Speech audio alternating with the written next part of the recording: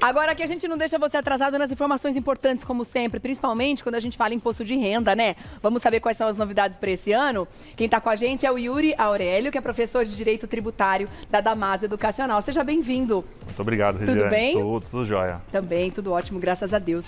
Bom, temos uma data um pouco mais estreita esse ano para fazer a declaração, né? O que aconteceu? Exatamente. Esse ano a Receita Federal acabou deixando os contribuintes numa saia justa, digamos assim, com alguns dias a menos, aproximadamente uns 10 dias a menos.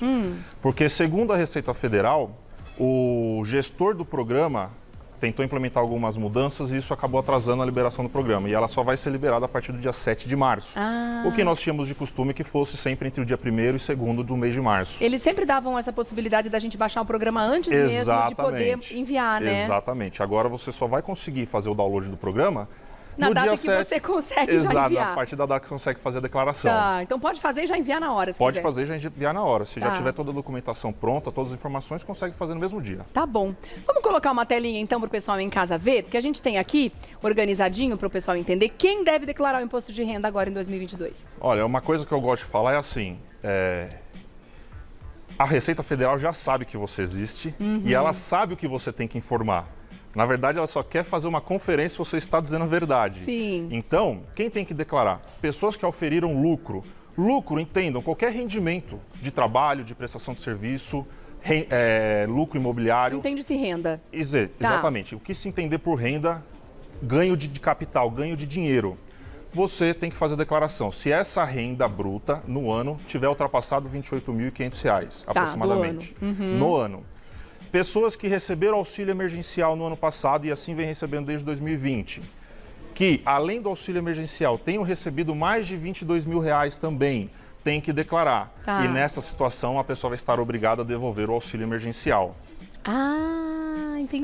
Tem que tomar muito cuidado. Muitas pessoas perderam o emprego e aí começaram a receber auxílio emergencial. E por alguma razão conseguiram o emprego novamente. Logo na sequência. E aí, sei lá, trabalhou 6 meses, por exemplo, e auferiu uma renda total a mais de R$ 22.000. Aquele auxílio que ela recebeu anteriormente já conseguiu um emprego, vai ter que ser devolvido. Nossa, as pessoas estão num risco grande de entrar na malha fina. Risco grande, exatamente.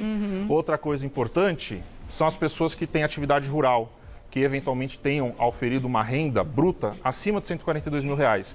Essas também estão obrigadas a declarar imposto de renda. Outras pessoas também obrigadas a declarar imposto de renda. Aquelas que foram proprietárias ou fizeram negociações de bens imóveis de R$ 300.000. Acima de R$ 300.000. São obrigadas a declarar. Se ela teve a posse ou a propriedade de um bem de até R$ 300.000, ela tem que declarar. E se ela fez a venda, obviamente que ela foi proprietária, também tem que fazer a declaração. E uma coisa importante que os telespectadores têm que entender é que, assim, o fato de você declarar imposto de renda não significa dizer que você tem que pagar imposto de renda. Porque às vezes você precisa até receber. Exatamente. E um jargão que eu acho legal é que o imposto de renda ele é igual ao amor, tem que se declarar. Por quê? Se você não declara, você não tem direito a... querendo. Exatamente. Falando sobre essa restituição, tem novidade também nesse campo, daqui a pouco a gente fala. Mas para terminar, sobre as pessoas que devem declarar o imposto, quem também tem dinheiro aplicado na Bolsa e estrangeiros residentes no Brasil, né? Exatamente. O estrangeiro não é porque ele não é brasileiro que ele não tem as suas obrigações com o nosso fisco Brasil. Ele precisa, se ele auferiu alguma renda em qualquer mês do ano passado, né, do exercício 21, ele tem que declarar, ele está obrigado a fazer a declaração. Se ele vai ter que recolher imposto de renda, isso vai depender do quanto ele auferiu de renda. Mas se ele, estrangeiro, estava no Brasil até o mês de dezembro e algum dos meses auferiu alguma renda, tem que fazer a declaração de imposto de renda. E as pessoas que negociam na Bolsa, elas estão obrigadas a realizar a declaração de imposto de renda quando qualquer operação sua ultrapassar R$ 20.000. Tá. Vamos falar da documentação? Vamos. Também uma outra situação importante. Documentos necessários para você declarar o imposto de renda, quais são eles? Uma coisa importante, entendam, vocês não precisam necessariamente enviar essas informações para a Receita. Você precisa ter esse rol de documentos na mão para instruir você, se você for a própria pessoa que fará a sua declaração, ou o próprio contador que fará a sua declaração, ou eventualmente o advogado, alguém que vai te ajudar. Então é importante que você tenha a declaração anterior, caso você tenha declarado antes disso. Se você nunca declarou, você vai fazer uma declaração a partir do zero.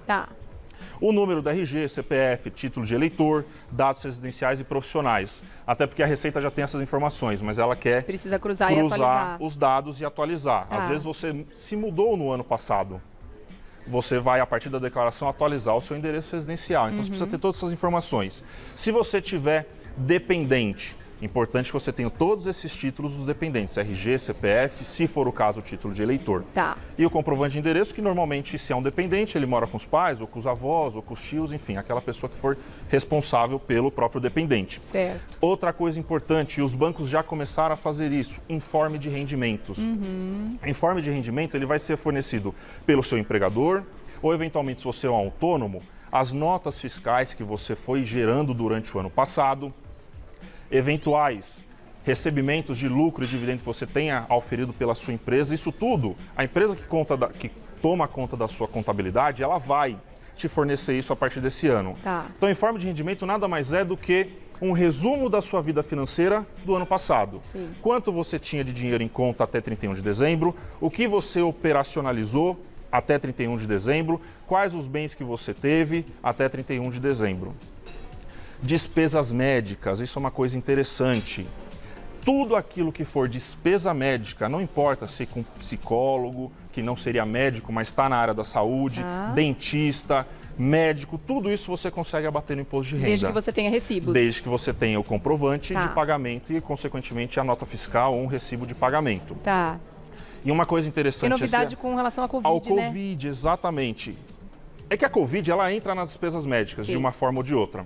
Mas quem fez testes de Covid em laboratórios, isso é muito importante. Os testes realizados pelas pessoas em farmácia, eles não entram no critério de dedução. E aquelas tendas itinerantes que a gente encontra, também não entra? Também não entra, porque elas são particulares. Farmácia Apesar também. que o laboratório também é particular, mas é uma instituição de saúde propriamente dita. Então, todo exame de Covid feito ano passado, dentro de laboratórios diagnósticos, você pode declarar como despesa médica também. Ah, que interessante. Então os de farmácia não valem, tá, gente? Não adianta ter nota fiscal, cupom fiscal da farmácia, porque isso não vai entrar. Não entra, exatamente. Tá. Vamos falar da restituição, então? Vamos. Bom, chegou lá a conclusão de que você não tem nada a acrescentar, não tem imposto a pagar, mas você tem um dinheirinho aí para receber. Sim, tem novidade via Pix esse ano, né? Exatamente. Essa notícia é boa que todo mundo quer, né? É lógico, com certeza. Paguei mais do que eu devia. Quem não quer dinheiro, né?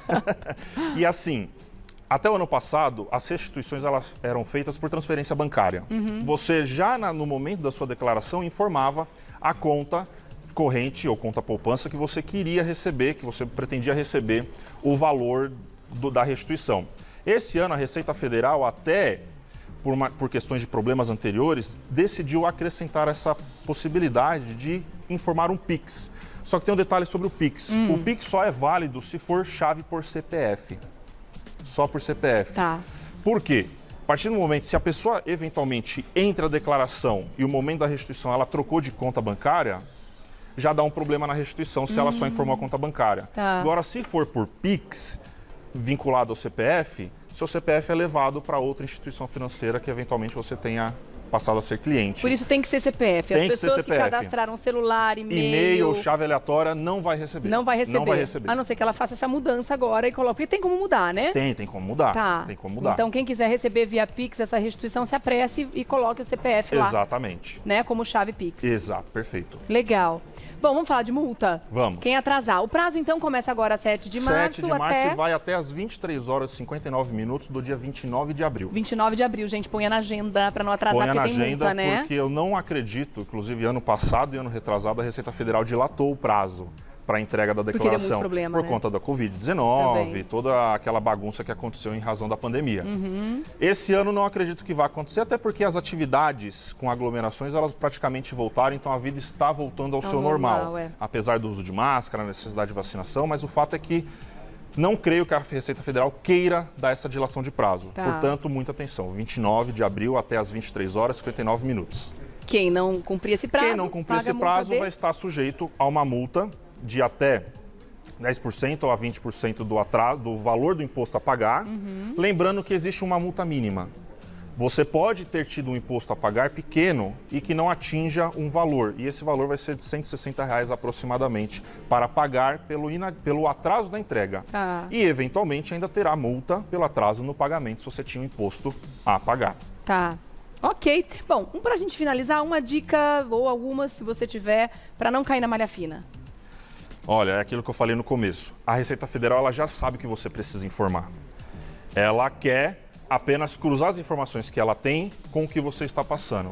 Então a dica, não faça omissões, não faça alterações bruscas no seu imposto de renda tentando camuflar a renda. Isso é o maior problema que a gente tem. Porque a Receita Federal sabe o que você teve, o que você tem e o que você precisa declarar. Qualquer divergência em dados cai na malha fina. Então muito cuidado com despesa médica, com o tipo de despesa médica que você vai inserir, porque muita gente às vezes coloca a despesa médica e não consegue comprovar.